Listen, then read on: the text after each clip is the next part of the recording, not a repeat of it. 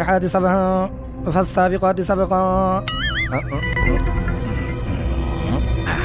فالمدبرات أمرا فالمدبرات أمرا يوم ترجف الراجفة تتبعها الرادفة قلوب يومئذ واجفة أبصارها خاشعة يقولون أئنا لمردودون في الحافرة الله أكبر سمع الله لمن حمده الله أكبر الله أكبر الله أكبر الله أكبر الحمد لله رب العالمين الرحمن الرحيم مالك يوم الدين إياك نعبد وإياك نستعين اهدنا الصراط المستقيم صراط الذين أنعمت عليهم غير المغضوب عليهم ولا الضالين آمين قل هو الله أحد الله الصمد لم يلد ولم يولد ولم يكن له كفوا أحد الله أكبر سمع الله لمن حمده الله أكبر الله أكبر سبحان الله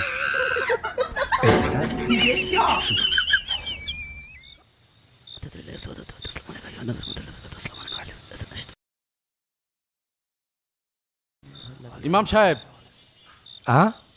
আপনি কি খুব ব্যস্ত? কই না তো।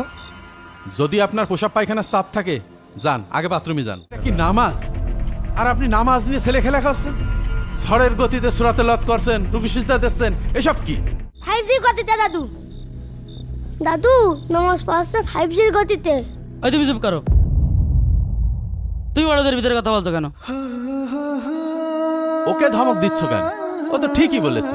এই নামাজের আগামাতা সূরা কিরাতের কোনো কিছু তুমি বুঝতে পারছো? সূরা কিরাত আমরা বুঝে কি করব? ইমামের পিছনে নামাজ পড়ছি, ইমাম সাহেব বুঝলেই হবে। তাহলে তোমাদের নামাজ পড়ে লাভ কি? ইমাম সাহেব একাই নামাজ পড়ুক। সভাপতি সাহেব ঠিকই বলেছেন, এভাবে নামাজ পড়লে আমাদের নামাজ কোনো কাজেই আসবে না। আল্লাহ কি তোমাদের বলেছে ঝড়ের গতিতে তারাবি পড়বে, রুকু সিজদা দিবে? তা আমার ঠিক জানা নেই। কেন জানো না কেন? শোনো, এই নামাজের কোনো দরকার নেই যে নামাজের সূরা কিরাত, রুকু সিজদা ঠিকমতো আদায় হয় না। যারা 4G 5G গতিতে নামাজ পড়ে, কিয়ামতের দিন আল্লাহ তাআলা তাদেরকে এই নামাজ তাদের মুখে ছুঁড়ে মারবেন।